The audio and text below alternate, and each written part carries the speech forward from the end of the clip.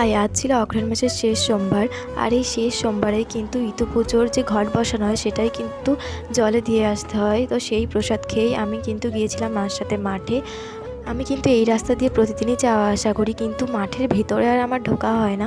মাঠে আমি আর মা এসেছি শাক তুলতে, যেহেতু আমাদের জমিতে প্রচুর শাক লাগানো হয়েছে, লাল শাক, পালং শাক, আরও কিন্তু অনেক কিছুই আছে। লাল শাক তোলার পরে কিন্তু আমি এই ছোট্ট ছোট্ট গাজর গাছগুলোকে দেখছিলাম। প্রথমে আমি এগুলো ভেবেছিলাম ধনেপাতা গাছ, কিন্তু তারপরে মা বললো যে এগুলো গাজর গাছ।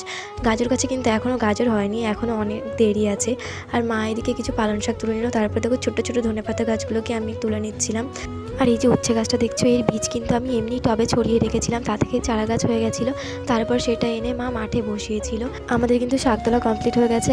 আর এখন মাঠে গেলে কিন্তু সারা ক্ষেত জুড়ে এরকম হলুদ হলুদ সর্ষের ফুল দেখতে কিন্তু বেশ ভালোই লাগে। তারপরে সব কিছু কমপ্লিট করে আমি আর মা চলে আসলাম বাড়ি। আজকের মতো এটুকুই, টাটা।